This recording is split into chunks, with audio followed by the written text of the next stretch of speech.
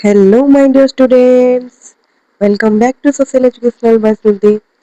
So, students, ଆଜି ଆମେ କଣ ନା ପାର୍ଟ 3 ଭିଡ଼ିଓର ଆଣିଛନ୍ତି।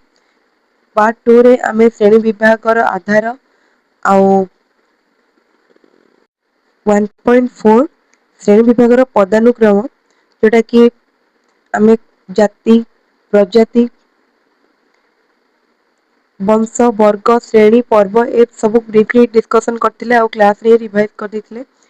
ତ ଏବେ ଆରମ୍ଭ କରିବା ପଞ୍ଚଜଗତ ବିଶିଷ୍ଟ ବର୍ଗୀକରଣ ଯିଏକି ଆର୍.ଏଚ୍. ବିଟାକର ସାଇଣ୍ଟିଷ୍ଟ ଦେଇଥିଲେ। ତାର ଫାଷ୍ଟରେ ଆମର ଆସିଥିଲା ମୋନେରା କିଙ୍ଗଡମ। ମୋନେରା ବିଷୟରେ ପଢିବା ତ ନିହାତି ଭାବେ ଯଦି ଯୋଉମାନେ ପାର୍ଟ 2 ଓ ପାର୍ଟ 1 ଭିଡିଓ ଦେଖି ନାହାନ୍ତି ପ୍ଲେଲିଷ୍ଟକୁ ଭିଜିଟ କରି ଫାଷ୍ଟ ପାର୍ଟ 1 ଏବଂ ପାର୍ଟ 2 ଭିଡିଓ ଦେଖି ନିଅନ୍ତୁ। ସେଟାରେ ଫଣ୍ଡାମେଣ୍ଟାଲ ପୁରା କ୍ଲିୟର ହେଇଯିବ। ନେକ୍ସଟ ଆସିକି ପାର୍ଟ 3 ଦେଖିପାରିବେ। ଠିକ ଅଛି। ନେକ୍ସଟ ଏବେ ଆମେ ଆରମ୍ଭ କରିବାକୁ ଯାଉଛନ୍ତି ଫାଇଭ କିଙ୍ଗଡମ କ୍ଲାସିଫିକେସନ ର ଫାଷ୍ଟରେ ଆସିଥିଲେ ମୋନେରା। ତ ଷ୍ଟୁଡେଣ୍ଟ ମତେ ଫାଷ୍ଟରେ କମେଣ୍ଟ ସେକ୍ସନରେ ଜଣାଅ ଯେ ଫାଇଭ କିଙ୍ଗଡମ କ୍ଲାସିଫିକେସନ କେଉଁ ବୈଜ୍ଞାନିକ ଦେଇଥିଲେ? ଚାଲ ଷ୍ଟାର୍ଟ କରିବା। ଫାଷ୍ଟ ନମ୍ବରରେ ଆସିଲା ମୋନେରା। ଏମାନଙ୍କ ନିର୍ଦ୍ଦିଷ୍ଟ ନ୍ୟଷ୍ଟି କିମ୍ବା କୋଷ ଅଙ୍ଗିକା ନଥାଏ। ଏମାନେ ସମସ୍ତେ ଏକକୋଷୀୟ ପ୍ରୋକାରିଓଟ। ଏମାନଙ୍କ ମଧ୍ୟରୁ କେତେକଙ୍କ ଠାରେ କୋଷ ଭିତ୍ତି ମଧ୍ୟ ରହିଥାଏ। ମୁଁ ଆଗରୁ କହିଛି ପ୍ରୋକାରିଓଟ୍ସ ମାନେ ଏମାନଙ୍କ ନ୍ୟଷ୍ଟି ଝିଲ୍ଲି ନଥିବ କି ନ୍ୟଷ୍ଟି ଏକ ନିର୍ଦ୍ଦିଷ୍ଟ ପ୍ରକାର ନ୍ୟଷ୍ଟି ନଥାଏ। କିମ୍ବା କୋଷଅଙ୍ଗିକା ମଧ୍ୟ ନଥିଲେ ତାକୁ ଆମେ ପ୍ରୋକାରିଓଟ୍ସ ବା ଏକ କୋଷୀୟ ବୋଲି କହିବା। ଏମାନଙ୍କ ମଧ୍ୟରୁ କେତେକଙ୍କ ଠାରେ କୋଷ ଭିତ୍ତି ମଧ୍ୟ ରହିଥାଏ।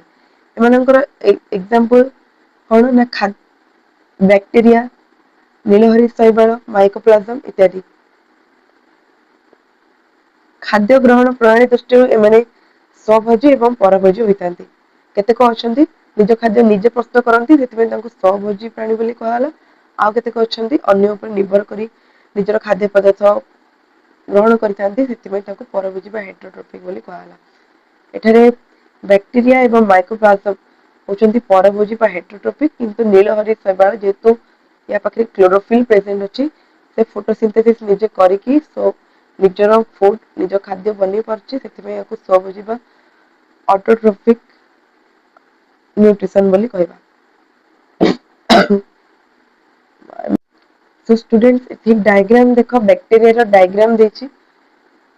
ଏଇଟା ହଉଛି ତାର ଦେଖିବାକୁ ସେ ଏମିତି ଟାଇପ ର ତାର ମଧ୍ୟ ଭାଗରେ ନ୍ୟୁକ୍ଲିୟ ଲସ୍ ଅଛି ଯେହେତୁ ଆକ୍ଚୁଆଲି ନେଷ୍ଟି ନାହିଁ। ସେଥିପାଇଁ ତାକୁ ନ୍ୟଷ୍ଟି ନ କହିକି ନ୍ୟୁକ୍ଲିୟସ ନ କହିକି ନ୍ୟୁକ୍ଲିୟ ଲସ୍ ବୋଲି କହୁଛନ୍ତି।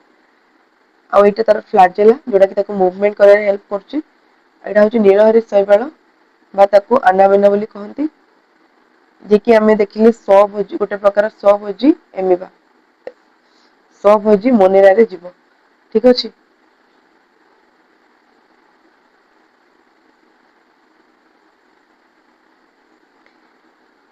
ନେକ୍ସଟ ଆମେ ପଢିବା ପ୍ରୋଟିଷ୍ଟା ଏମାନେ ଏକକୋଷୀୟ ୟୁକାରିଅଟ। ମୋନେରା ମାନେ କଣ ଥିଲେ ନା ଏକ କୋଷୀୟ ପ୍ରୋକାରିଅଟ। ପ୍ରୋକାରିଅଟ କାହିଁ ଥିଲେ ନା ନ୍ୟଷ୍ଟି ଉପରେ ନ୍ୟଷ୍ଟି ଝିଲି ନଥିଲା ଆଉ ସେ ନିର୍ଦ୍ଦିଷ୍ଟ ପ୍ରକାର ନ୍ୟଷ୍ଟି ନଥିଲା ସେଥିପାଇଁ ତାକୁ ଆମେ ନ୍ୟୁକ୍ଲିୟ ଲସ୍ ବୋଲି କହିଥିଲେ। କିନ୍ତୁ ଏଠି ପ୍ରୋଟିଷ୍ଟାରେ ଆକୁ ୟୁକାରିଅଟ କୁହାଗଲା କଣ ପାଇଁ ନା ନ୍ୟଷ୍ଟି ଚାରିପଟେ ନ୍ୟଷ୍ଟି ଝିଲ୍ଲି ପ୍ରେଜେଣ୍ଟ ଅଛି। ସେଥିପାଇଁ ତାକୁ ୟୁକାରିଅଟ କୁହାଗଲା ଆଉ ଇଏ ବି ଏକ କୋଷୀୟ। ଏମାନଙ୍କର ନ୍ୟଷ୍ଟି ଓ କୋଷଅଙ୍ଗିକା ସହିତ ସିଲିଆ ବା ଫ୍ଲାଜେଲା ମଧ୍ୟ କିମ୍ବା କୁଟପାଦ ପରି ଅନେକ ଚଳନ ଅଙ୍ଗିକା ମଧ୍ୟ ରହିଥାଏ ହେଲା।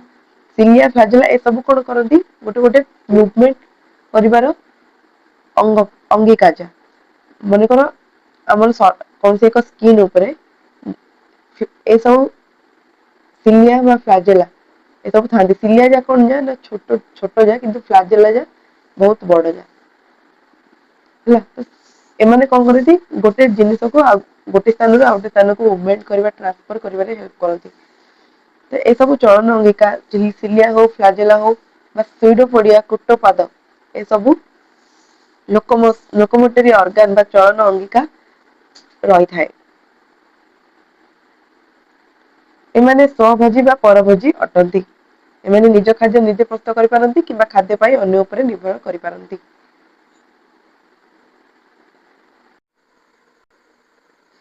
सो स्टूडेंट्स प्रोटिस्टार उदाहरण कौन ना एककोषी शैवाल डायटम्स डायटम पारामाइसियम माइसम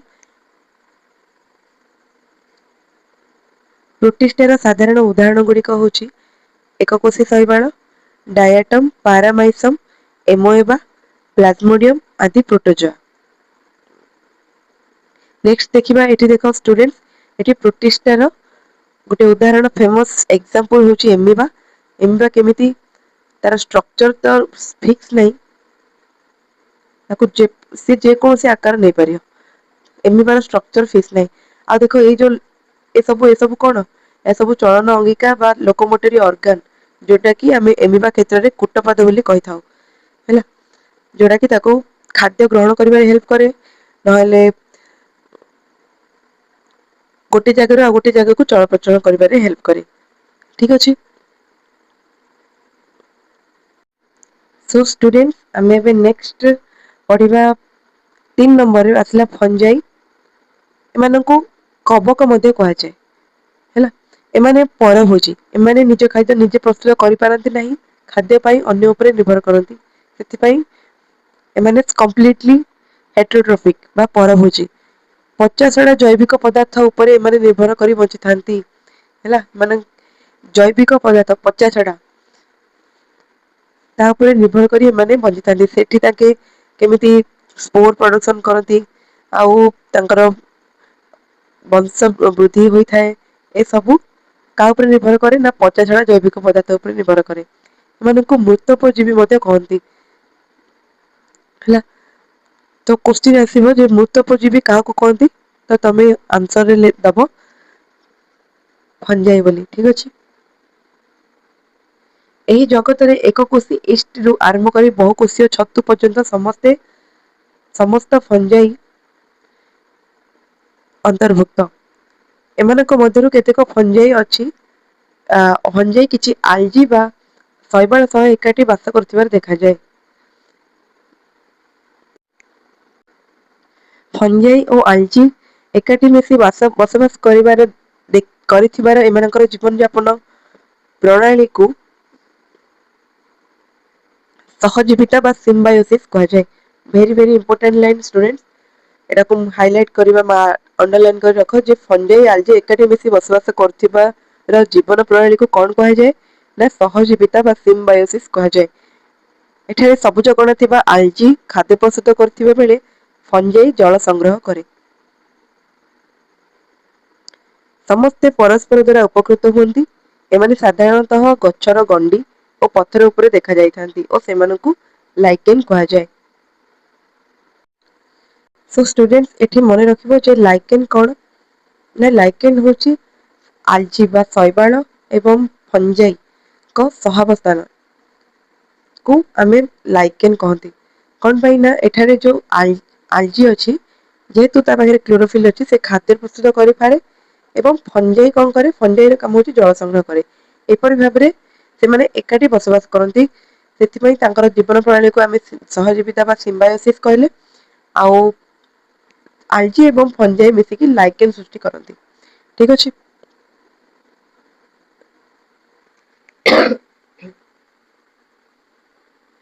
ଦେଖ ଏଠି କିଛି ଚିତ୍ର ଦେଇଛି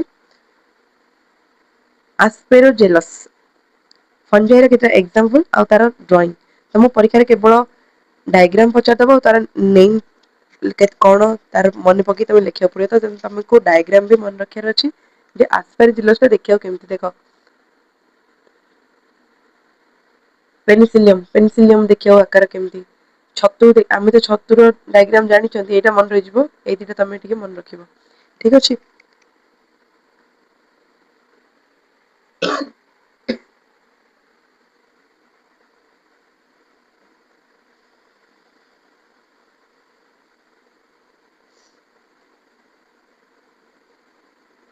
ନେକ୍ସଟ ଆମେ ଫୋର୍ଥରେ ଆମେ ପଢିବା ପ୍ଲାଣ୍ଟି ବହୁକୋଷୀୟ ଓ କୋଷଭୀତି ବିଶିଷ୍ଟ ଉଦ୍ଭିଦ ପ୍ଲାଣ୍ଟି ବା ପ୍ଲାଣ୍ଟ ବା ଉଦ୍ଭିଦ ଆମେ ଯୋଉ କହୁଛନ୍ତି ସେଇଟା କଣ ବହୁକୋଷୀୟ ଆଉ କୋଷ ଭିତ୍ତି ବି ପ୍ରେଜେଣ୍ଟ ଅଛି ଏମାନେ ସାଧାରଣତଃ ସ୍ୱଭୋଜୀ ହଁ ନା ନାଇଁ ସେମାନେ ଖାଦ୍ୟ ଉପରେ ଉଦ୍ଭିଦ ମାନେ କେବେ ଅନ୍ୟ ଉପରେ ନିର୍ଭର କରନ୍ତି କି? ସେମାନେ ନିଜର ଖାଦ୍ୟ ନିଜେ ହିଁ ପ୍ରସ୍ତୁତ କରନ୍ତି। ଏହି ଉଦ୍ଭିଦ ମାନେ ନିଜ ଶରୀରର ପତ୍ର ତଥା ଅନ୍ୟାନ୍ୟ ସବୁଜ ଅଂଶରେ ଥିବା କ୍ଲୋରୋଫିଲ୍ ବା ସବୁଜ କଣା ଦ୍ୱାରା ଆଲୋକ ସଂଶ୍ଲେଷଣ ପ୍ରକ୍ରିୟାରେ ନିଜର ଖାଦ୍ୟ ନିଜେ ହିଁ ପ୍ରସ୍ତୁତ କରିଥାନ୍ତି।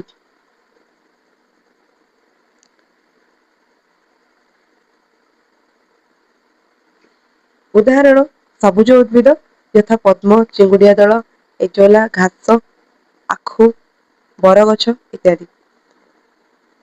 ଯେତିକି ସବୁ ସବୁଜ ଉଦ୍ଭିଦ ରହିଲେ ସେମାନେ ସବୁ କିଙ୍ଗଡମ ପ୍ଲାଣ୍ଟିରେ ଆସିବେ। ଠିକ ଅଛି। ନେକ୍ସଟ ଷ୍ଟୁଡେଣ୍ଟସ ଆମେ ଡିସ୍କସନ କରିବା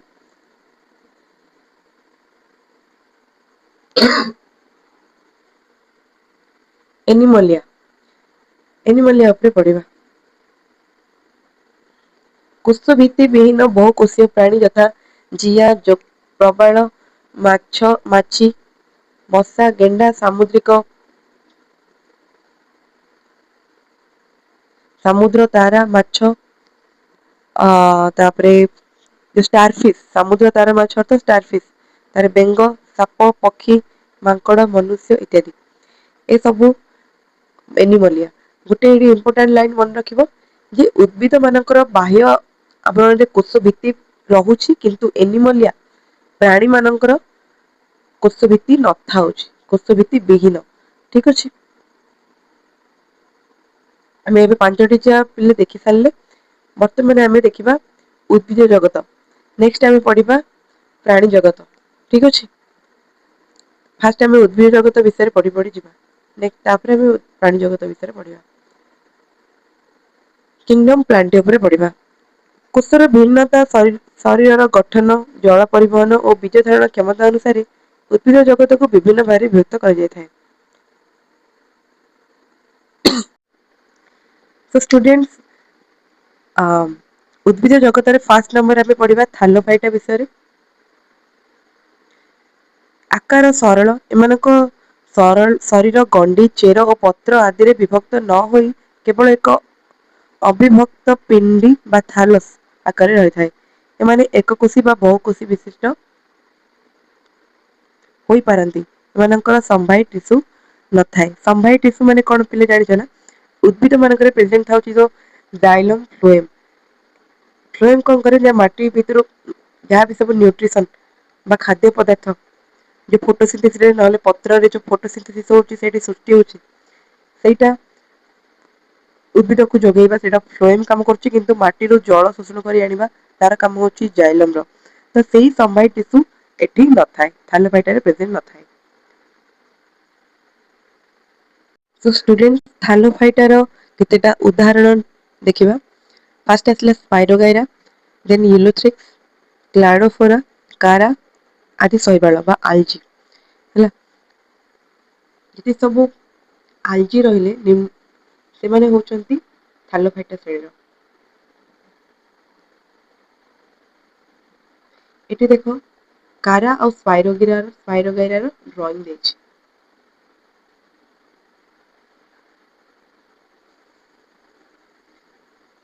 ନେକ୍ସଟ ଆମର ଏଠି ଗୋଟେ ଟେବଲ ଦେଇଛି ପିଲେ। ଉଦ୍ଭିଦ ଜଗତ କିପରି ଭାବରେ ଡିଭାଇଡ ହେଇଛି ଦେଖିବା। ପ୍ଲାଣ୍ଟି ବା ଉଦ୍ଭିଦ ଜଗତକୁ ମୁଖ୍ୟତଃ ଦି ଭାଗରେ ବିଭକ୍ତ କରାଗଲା। ଅବିଭକ୍ତ ଶରୀର ବିଶିଷ୍ଟ, ବିଭକ୍ତ ଶରୀର ବିଶିଷ୍ଟ।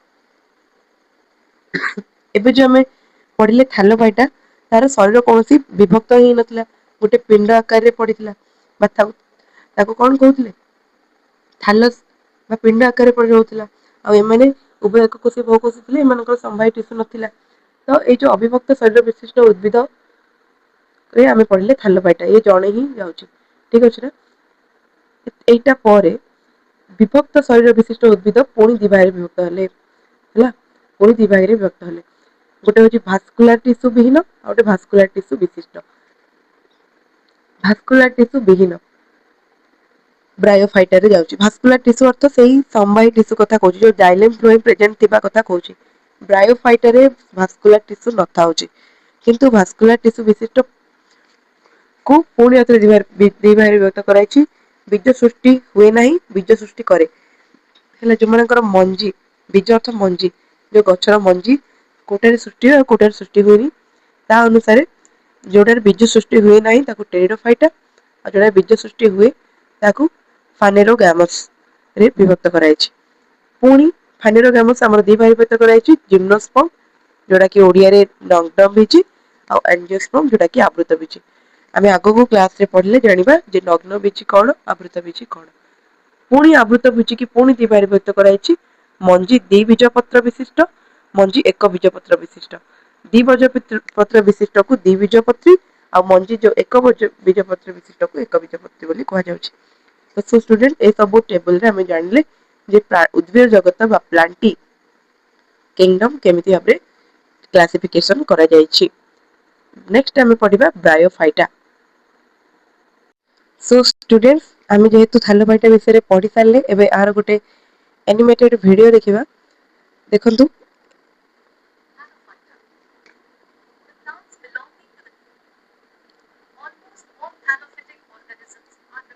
देखो तो केमती आमे देखिचे झरणा रे जो ग्रीन ग्रीन कलर रो शैवाल गुड़िक था सेटा ही थालोफाइटा अंडर रे जाउछि।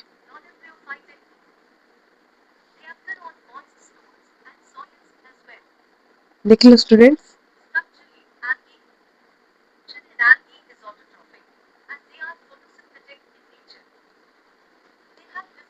तो देखो ये सब क्लोरोफिल पिगमेंट गुड़िक अच्छे जोटा कि फोटोसिंथेसिस करिवारे हेल्प करछ।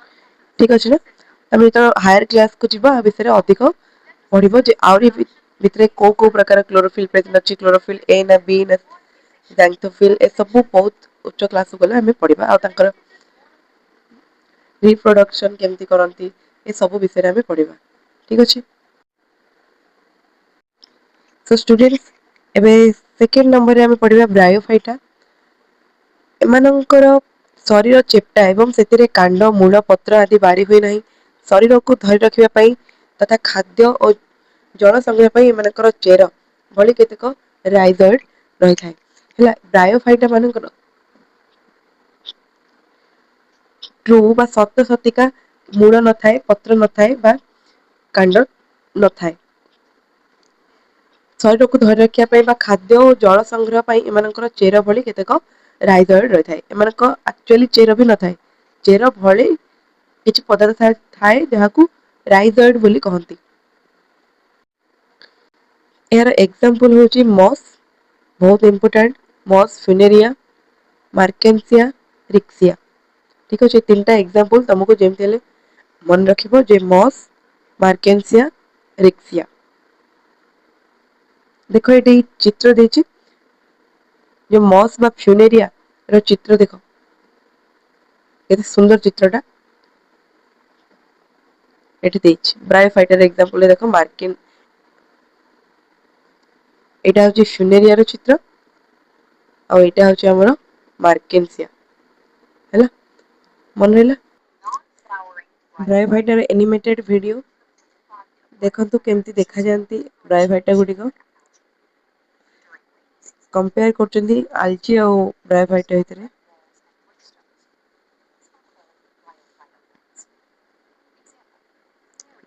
फाइनेरिया प्लांट हम जो एग्जांपल रे पढिथिले तार स्ट्रक्चर देखौचंदी देह केते छोटो गुडी को बहुत छोटो तांके केमती कोन स्पोर प्रोडक्शन करूचंदी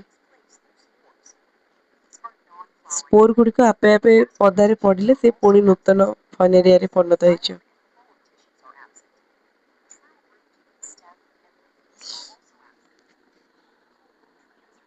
राइजोइड हमें देखले जो रूट लाइक स्ट्रक्चर चेर भलिया स्ट्रक्चर प्रेजेंट थाउची।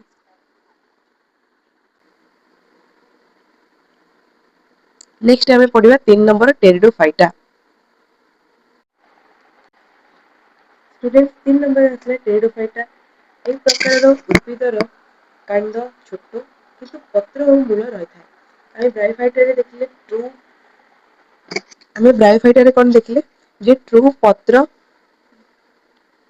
सतसतिका पत्र नथिला कांड नथिला मूल नथिला किंतु एठी जो टेरिडोफाइटा रे आउ टिके डेवलप हेछि एठी कोन कांड छोट किंतु पत्र और मूल रही थाए जाहाले प्रेजेंट अछि सतसतिका एमानक संभाई टिश्यू मध्ये रही थाए नुआर फास्टली आमे देखले उद्भिद जगत रे टेरिडोफाइटा फास्ट जणे जे कि संभाई टिश्यू ग्रहण करछि संभाई टिश्यू अछि जोटा कि जाइलम फ्लोएम कथा हम कहउतली ଠିକ ଅଛି।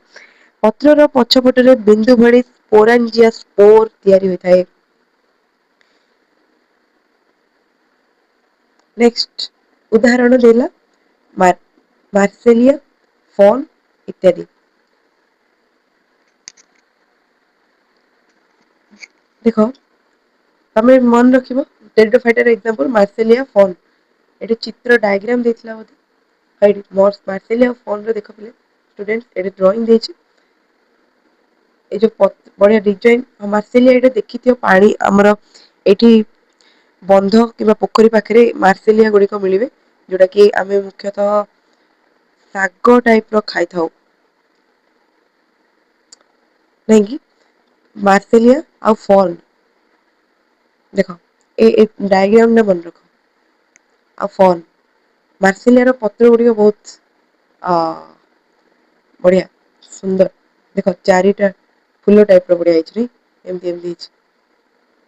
ଏଟା ହଉଛି ମାର୍ସିଲିଆର ଆଉ ଏଇଟା ହଉଛି କଣ ଫନ୍। ହେଲା ଗୋଟେ ସିଙ୍ଗଲ ଗୋଟେ ବ୍ରାଞ୍ଚ ଯାଇକି ଆଉ ସେପାରେଟ ଗୋଟେ ଗୋଟେ ଲିଫ୍ ବାକି ସେ ଭିତରେ ପୁଣି ଲିଫ୍ ଲାଇକ ଷ୍ଟ୍ରକ୍ଚର ହେଇକି ପୁଣି ସ୍ମଲ୍ ସ୍ମଲ୍ ଲିଫ୍ ଏ ଭିତରେ ଅଛି। ଦେଖିପାରିଲ ତ ତା ଷ୍ଟ୍ରକ୍ଚର ଟା। ତାପରେ ଦେଲା ଥାଲୋଫାଇଟା, ବ୍ରାୟୋଫାଇଟା ଓ ଟେରିଡୋଫାଇଟାର ନଗ୍ନ ଭ୍ରୁଣକୁ ସ୍ପୋର କୁହାଯାଏ। ଏହି ଉଦ୍ଭିଦ ଗୁଡିକ ନିମ୍ନ ଧରଣର। ଏଇ ଯୋଉ ଥାଲୋଫାଇଟା, ବ୍ରାୟୋଫାଇଟା, ଟେରିଡୋଫାଇଟା ଦେଖିଲେ ଏମାନଙ୍କର ଶକ୍ତ କାଣ୍ଡ ନାହିଁ। ହେଲା ମାନେ ଏହି ଉଦ୍ଭିଦ ଗୁଡିକୁ ସେଥିପାଇଁ ନିମ୍ନ ଧରଣ ବୋଲି କୁହାହେଲା। ଫୁଲ ଫଳ ମଞ୍ଜି ନଥାଏ ଏମାନଙ୍କର ଫୁଲ ଫଳ ନଥାଏ। କିମ୍ବା ମଞ୍ଜି ବି ନଥାଏ ଆରେ ଫଳ ତ ନାହିଁ ମଞ୍ଜି କୁଆଡେ ଆସିବ। ଏମାନଙ୍କୁ ସେଥିପାଇଁ କ୍ରିପ୍ଟୋଗ୍ରାମ ଉଦ୍ଭିଦ ବୋଲି କୁହାଯାଏ କ୍ରିପ୍ଟୋଗ୍ରାମ। କ୍ରିପ୍ଟୋଗାମ ନାହିଁ କ୍ରିପ୍ଟୋଗାମ ଉଦ୍ଭିଦ କୁହାଯାଏ।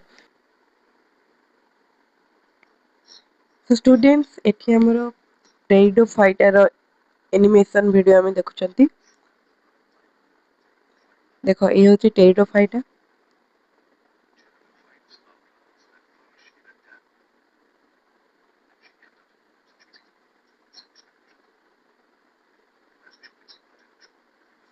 ଦେଖ ଏ ଭିତରେ ଯଦି ଆମେ ଜୁମ୍ କରିଦେଇଥିବା ଜାଇଲେମ ଫ୍ଲୋଏମ ବା ସମ୍ବାଇ ଟିସୁ ପ୍ରେଜେଣ୍ଟ ପ୍ରଥମେ କୋଉଠି ଆସିଲା ନା ଟେରିଡୋଫାଇଟାରେ ମନେ ରଖିବ ବହୁତ ଇମ୍ପୋର୍ଟାଣ୍ଟ। ହେଲା ଠିକ ଅଛି ଅପର ପକ୍ଷରେ ସପୁଷ୍ପକ ଉଦ୍ଭିଦକୁ ଫାନିରୋଗାମ କୁହାଯାଏ ସପୁଷ୍ପକ ଉଦ୍ଭିଦ କେତେବେଳେ ଆସିବ ଯୋଉ ଜିମ୍ନୋସ୍ପମ୍ ଆଞ୍ଜିଓସ୍ପମ୍ ଏସବୁ। ହେଲେ ଏମାନେ ହଉଛନ୍ତି ସପୁଷ୍ପକ ଉଦ୍ଭିଦ ଏମାନଙ୍କର ବୀଜ ବା ମଞ୍ଜି ଗୁଡିକ ଥାଆନ୍ତି ହେଲା ସେମାନେ ବି ଦି ପ୍ରକାର ଥାଆନ୍ତି ନଗ୍ନ ଅବସ୍ଥାରେ ଅଥବା ଆବଦ୍ଧ ହେଇକି ଏଠି ଦେଇଛି। ବୀଜ ଗୁଡିକ ମଞ୍ଜି ଗୁଡିକ ନଗ୍ନ ଅବସ୍ଥାରେ ନଗ୍ନ ଅର୍ଥ କଣ? ଖୋଲାରେ କୌଣସି ତାକୁ କଭର କରିକି କୌଣସି ଫ୍ରୁଟ ରଖିନି ସେ ମଞ୍ଜିକି ଖୋଲାରେ ଥାଏ ମଞ୍ଜି ହେଲା ତ ସେ ଡାଇରେକ୍ଟ ଭୂମିରେ ପଡିବ। ବୁଝିଲେ କି ଆଉ ଯୋଉ ରହିଲା ଆବଦ୍ଧ ହେଇକି ଏଞ୍ଜିଓସ୍ପର୍ମ ଆହୁରି ଫୁଲି ଡେଭଲପଡ ଉଦ୍ଭିଦ ବା ପ୍ଲାଣ୍ଟ ଠିକ ଅଛି ଏହି ଆଧାରରେ ଏ ଗାର କୁଆଡେ ଆସିଲା ଭାଇ ଏହି ଆଧାରରେ ଫେନେରୋ ଗାମସକୁ ପୁଣି ନଗ୍ନ ବିଜି ବା ଆବୃତ ବିଜି ଏପରି ଦି ଭାରି ବ୍ୟକ୍ତ କରାଯାଇଛି ହେଲା। କ୍ରିପ୍ଟୋଗ୍ୟାମ ଆମେ ପଢିଲେ କଣ କ୍ରିପ୍ଟୋଗ୍ୟାମ ମନେ ରହିଲା ଡେଫିନେସନ କ୍ରିପ୍ଟୋଗ୍ୟାମ କଣ ନା ଯେଉଁ ଉଦ୍ଭିଦ ଯେଉଁ ନିମ୍ନ ଧରଣର ଉଦ୍ଭିଦ ର ଫୁଲ ଫଳ ମଞ୍ଜି ନଥାଏ ଯେପରିକି ଯେପରିକି ଥାଲୋଫାଇଟା ବ୍ରାୟୋଫାଇଟା ଟେରିଡୋଫାଇଟା ଏହି ଉଦ୍ଭିଦ ଗୁଡିକୁ କ୍ରିପ୍ଟୋଗ୍ୟାମ ଉଦ୍ଭିଦ କୁହାଯାଏ କିନ୍ତୁ ସପୁଷ୍ପକ ଉଦ୍ଭିଦ ଯେପରିକି ଜିମ୍ନୋସ୍ପମ ଆଞ୍ଜିଓସ୍ପର୍ମ ଏମାନଙ୍କର ହେଲେ କଣ ନା ଟ୍ରୁ ମଞ୍ଜି ଅଛି ଫୁଲ ଅଛି ଫଳ ଅଛି ସେଥିପାଇଁ ଏମାନଙ୍କୁ କଣ କୁହାଗଲା କଣ କୁହାହେଲା ଫେନୋରୋଗାମ ବୋଲି କୁହାହେଲା ଫେନୋରୋଗାମ ହେଲା ଏ ଲାଇନ ଟା ମନେ ରଖିବ। ପୁଣି ଏଇ ଯୋଉ ସପୁଷ୍ପକ ଉଦ୍ଭିଦକୁ ଆମେ ଦି ଭାଗରେ ବ୍ୟକ୍ତ କରିଥିଲେ ମନେ ରହିଲା ଫେନୋଲୋଗାମସକୁ ପୁଣି ନଗ୍ନ ବିଜି ବା ଜିମ୍ନୋସ୍ପର୍ମ ଆବୃତ ବିଜି ବା ଆଞ୍ଜିଓସ୍ପର୍ମ ଏପରି ଦି ଭାଗରେ ବ୍ୟକ୍ତ କରାଯାଇଛି।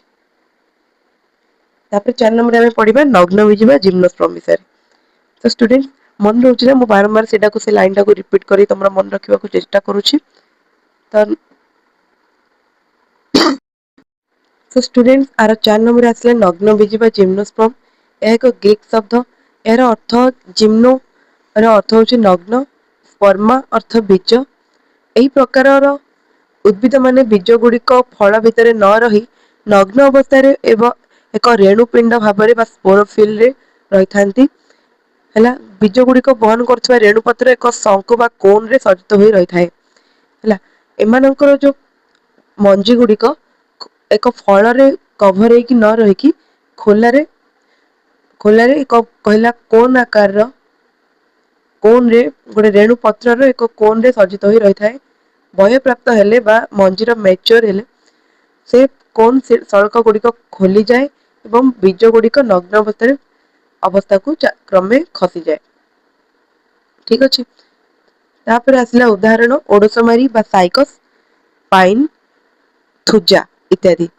देखो ये पाइन रो एग्जांपल चित्र देछि और एटा साइकास रो चित्र देछि एबे हम देखुचंती जिम्नोस्पर्म रो एनिमेटेड वीडियो देखो पाइनस देखियो केमती सेड्रस देन साइकास ये सब होछि जिम्नोस्पर्म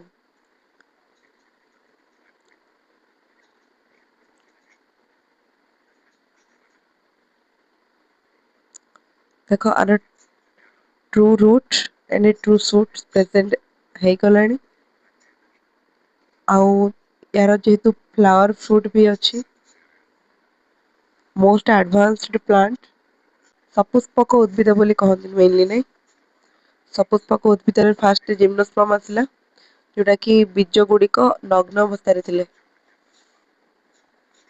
एटा होची कोन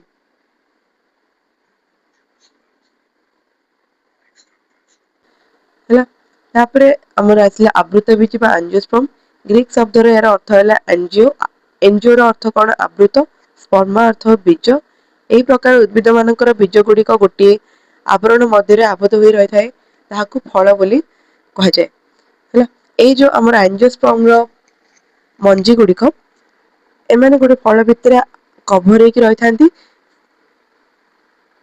आवरण रे आबद्ध हो रही थाए ताकू फल कह जाए बीज गुड़िक भितर साधारणतः गोटे किंबा दुईटी बीजपत्र थाए बा कटिलिडन अंकुरोदकम समय बीजपत्र गुड़िक साधारणतः सबुज देखा जाई थांती तमे केबे प्लांट हेबार देखिछ जेतल तमे मंजी जोटे पोतुछ पतला ग्रीनिश प्रथमे बाहर को आसुनी मंजी रु तापर तळा आडू चेर भी छोट तयारी हबो प्लस ऊपर आडू सूट पार्ट तळा आडू रूट पार्ट सृष्टि हबो ठीक है लागी भितर थिबा बीजपत्र संख्या अनुଯାयी आवृत बीज मानक दुई भाग व्यक्त कर जाय थाए आवृत बीज बा एंजियोस्पर्म मानक मुख्य दुई भाग व्यक्त करा गला पुणी सेगुड़िक है एक बीजपत्री द्विबीजपत्री मोनोकटिलिडन डाइकोटिलिडन ध्यान सह शुण पिले व्हाट इज मोनोकटिलिडन एक बीजपत्री कौन ना तमे पिले धान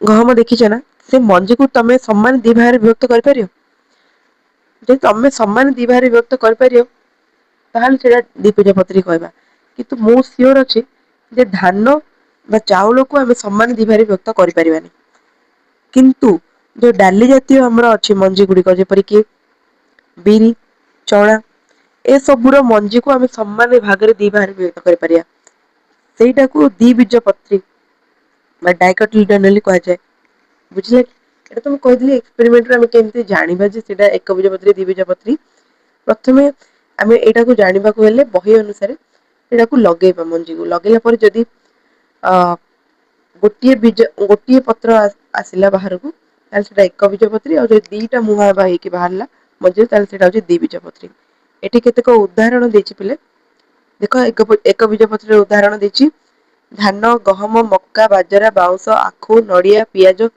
सबाई घास इत्यादि सेमती दीदी बीजपत्री उदाहरण कौन मुग बुट सिंब मटर चिनाबादाम तेंतुली कखारु कलरा लाउ जन्नी तरभुज काकुड़ी पोटल सबु इत्यादि हैला स्टूडेंट्स ये होची जिम्नोस्पर्म रो एनिमेशन वीडियो जार की फ्रूट फ्लावर एवं पत्र अच्छे देखो beautiful flower most advanced plant kingdom उद्भिद जगत रे हमर एंजियोस्पर्म बा आवृत बीजी होची बहुत उच्च धरणर उद्भिद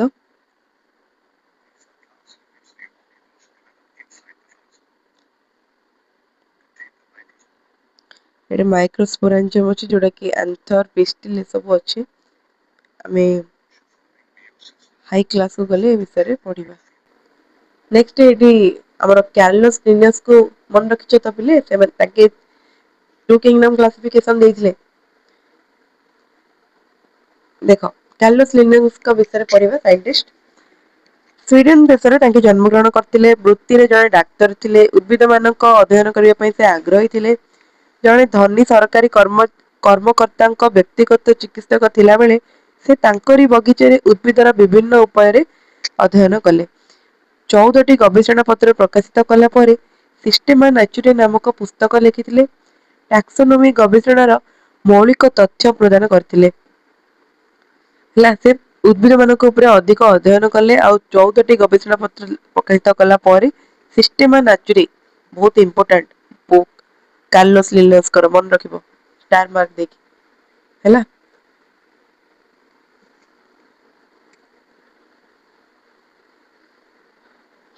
ଶ୍ରେଣୀ ବିଭାଗର ସରଳ ସ୍କିମ୍ ଦ୍ଵାରା ଉଦ୍ଭିଦ ମାନଙ୍କୁ ସହଜରେ ଚିହ୍ନଟ କରିପାରିଥିଲେ।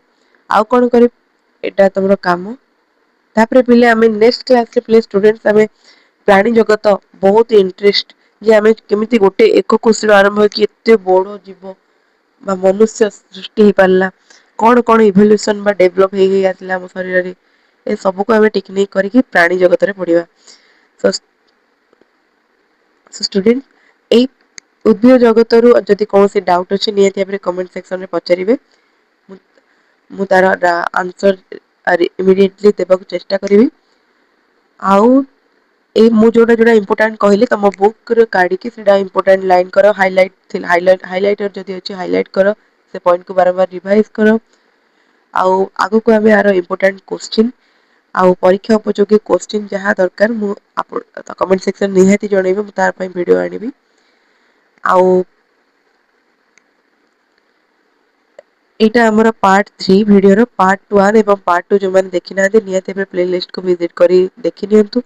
ଆଗକୁ ଏପରି ଭିଡିଓ ଆସିବ ତ ନିହାତି ନୋଟିଫିକେସନ ପାଇବା ପାଇଁ ଚ୍ୟାନେଲକୁ ସବସ୍କ୍ରାଇବ କରି ରଖନ୍ତୁ। ରହୁଛି ଜୟ ଜଗନ୍ନାଥ।